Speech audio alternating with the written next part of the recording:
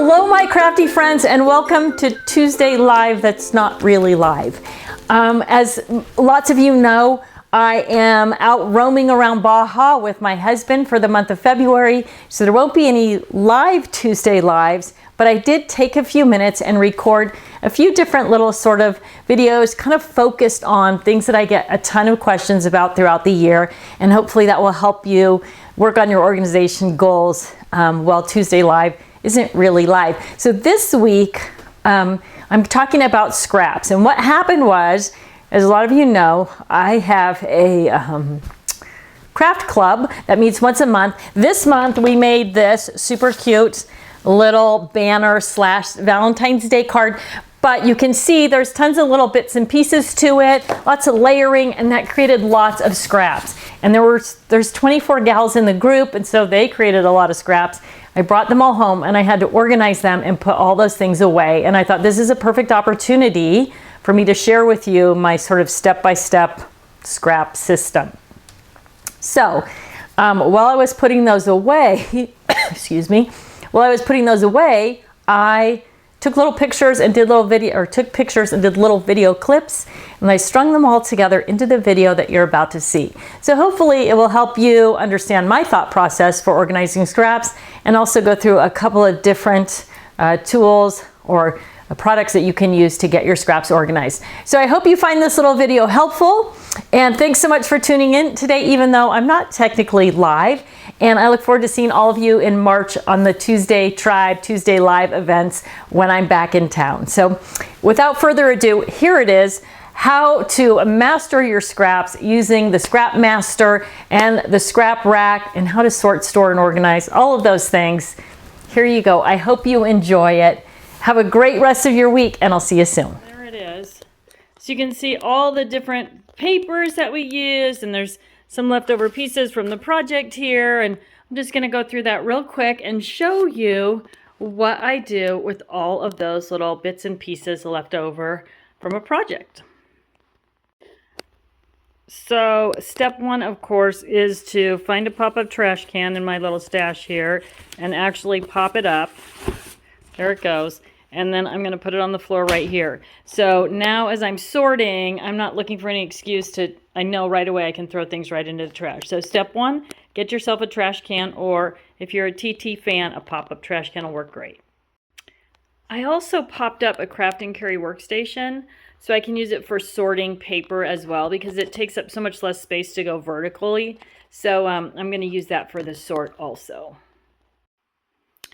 Okay, so the next thing I did was sort by color and get rid of the scraps that are too small. These I kept, right? This is always a question. These don't really meet my scrap minimum size, but they're special paper, right? It's not like just another sheet of red paper. So I separated those out again by color, and even though they're small, I'm keeping those for scraps. If it was just little scraps of red or black, I wouldn't keep those. And then I've got these sorted by, again, by color and pattern. And then in here, I've got the extra pieces for the project that I didn't actually use, so they're already kind of cut out and decorated a little bit. So those are all going to go into my Valentine's section on my scrap rack.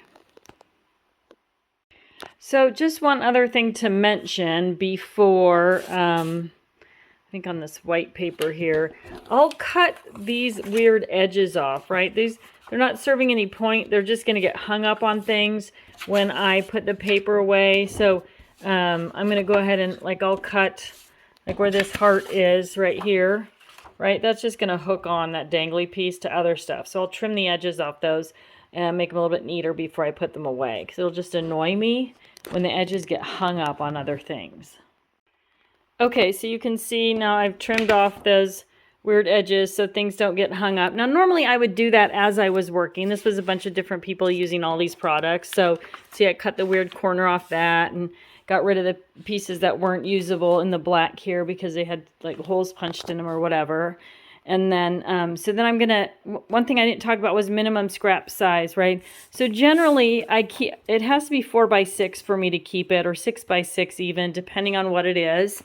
And that's because I have so much paper, I don't need to keep tiny scraps, just more stuff to dig through, unless it's something special, right? So these glitter papers. They're a little bit more expensive. They're a little bit more unique. I don't have tons of them, but really keep that in mind when you're sort of deciding what you should keep and not keep. Set yourself that minimum scrap size and get rid of everything else at the end of your project that doesn't fit with that. And that'll be different for everybody. So it depends on how much space you have and what you do with your scraps and all those things. But remember, you want to spend your time crafting. You don't want to spend your time digging through piles of scraps. Okay, so I sorted, these are all the pink and red scraps, and I just put them in my pink and red scrap master, and that's going to go right in my pink and red paper handler there. But these are, they shed, right? This is glitter paper that sheds. So I put it into just one of our Kiwi Lane storage pockets, and then I'm just going to set it in here and close this up, and that will keep it from shedding all over everything else. And then I just store my paper, my scrap masters right in my paper handler with the color group of product that it belongs with. So red and pink scraps are right here with red and pink paper. This is another pocket that I already had in here because it has another piece of shedding pink glitter paper. So that is just going to go back into the pink section of my, right here in the back of my paper handler.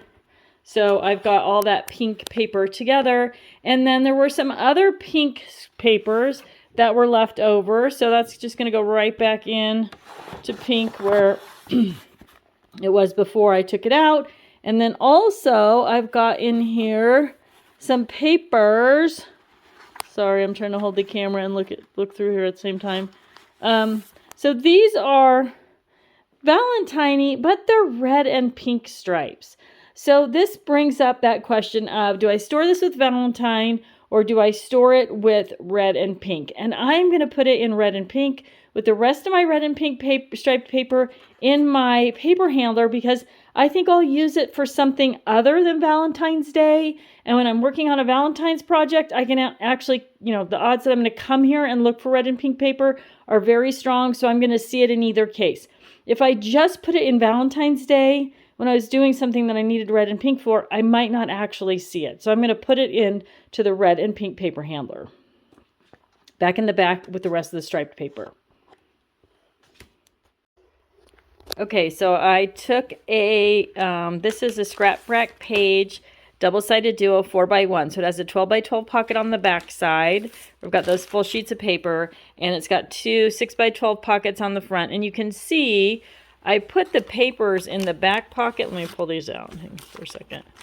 I put the papers in the back pocket, one facing forward and one facing the other way. So you can see that I have 3 different papers or prints of paper stored in that pocket, even though, and then I've got the scraps on the front, right? So I can see both sides of it. So I've got the papers and the scraps all stored together. That's going to go in my scrap rack in the Valentine section.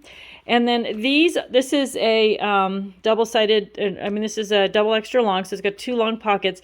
So all the things that I created or that were created for this project that didn't get used, now they're all in this nice clear pocket so I can see them.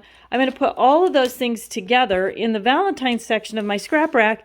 And that way, when I'm creating another Valentine's project, I will see all of these things I've already done, and I can incorporate them right into whatever project I'm working on if they'll work with that project. So you want to keep things like this, things that you've created that fit a theme or category in the theme or category so that you actually use them when you need them. Then these are the last little bits that are left over from the project, and I'm just going to slip those into existing pockets in my Valentine's section of my scrap rack. Okay, so if you're new to the scrap rack, before you add pages to your sections, you want to take them, they're just hooked on with that hook and loop fabric, that Velcro. You want to take them off the base unit and lay them flat on the table to add pages. It'll make it so much easier, and you won't have to worry about your pages slipping through the rings. But you can see, so this is an existing page. I added in a few pieces that were left over. Here's a few of the leftover pieces there. And then here in the back, so now I've got right there, there's all of those pieces that I've already done, right? So I can use them hopefully on another project. And then there's all my scraps for Valentine's as well. So when I go to make a Valentine project, I'm just going to flip to this section of my scrap rack, and everything that I need is already there, and it's already sorted and organized. So keeping your scraps and things that you've already created in that category. Maybe it's a full page layout. Maybe it's not just a simple accessory like this.